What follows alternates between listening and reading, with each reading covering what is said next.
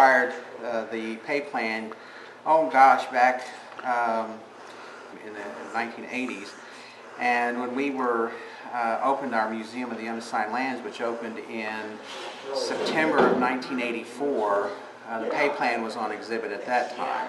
And so we had that through, I guess the AIA was responsible for getting the Pei Plan transferred to us, because I don't know its history before that, other than we have pictures in the Chamber of Commerce collection showing the Pei Plan being looked at by then Mayor George Scher and I.M. Pei as they were in 1964.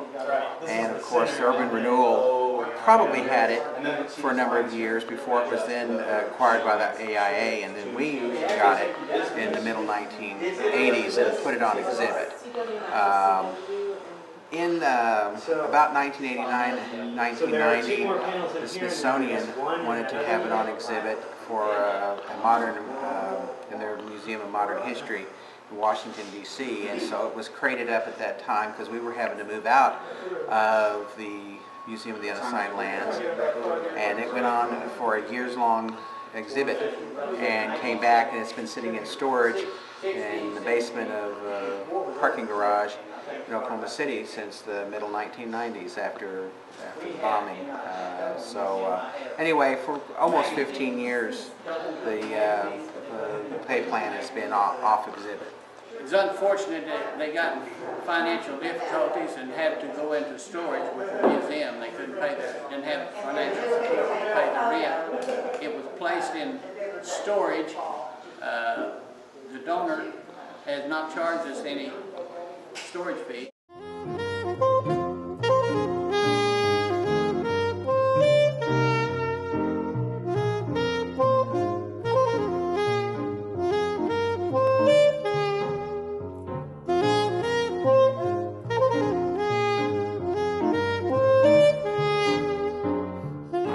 On the side, I was writing about my passion, which is architecture and design and planning. There wasn't a lot going on, but I was doing some writing about it anyway. And so I was the logical choice, I guess, when the city brought I.M. Pei to town to do the master plan for, I think, what was at the time the largest urban renewal district in the U.S. Big time. The model, obviously, was a concept that had to be sold. It was a very big idea. It was replacing the entire core of the city, basically.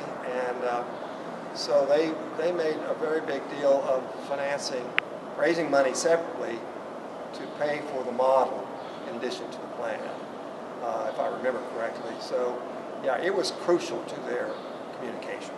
This was, of course, for me, way beyond my depth to try and be able to assess what was really going on with the Pei Plan, other than being impressed with the fact that they did seek out the best talent of the time. Pei was the best talent of the time. The issue is, the problems were with the time. The idea of clearance renewal, which is what it was called, a modern concept of destroying everything to build something new. It was the accepted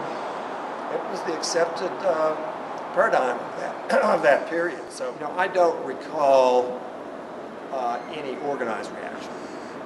I suspect there was a lot of feeling for them by individuals, but I don't recall any concerted action in response to that.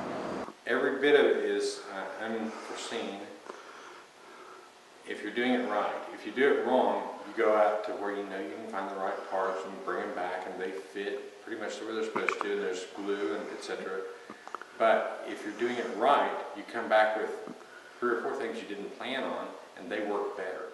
I've never built one quite this big totally by myself, but I built them half this large, and I wouldn't know where to find those now. This is a really nice model, and it's in pretty good shape. It is extremely exciting to just, I'm thrilled to death that we are able to get these things in a place that the people of Oklahoma, the state of Oklahoma, and the United States can actually see. I talk with people from all over the United States, and I had a visitor some time back from Australia.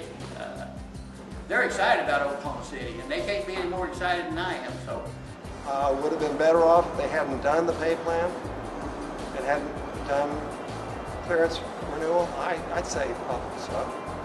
I think cities today count themselves lucky if they weren't so progressive in that period. But it would take a little bit more groundwork to kind of figure out exactly what the legacy of the Pei Plan is. But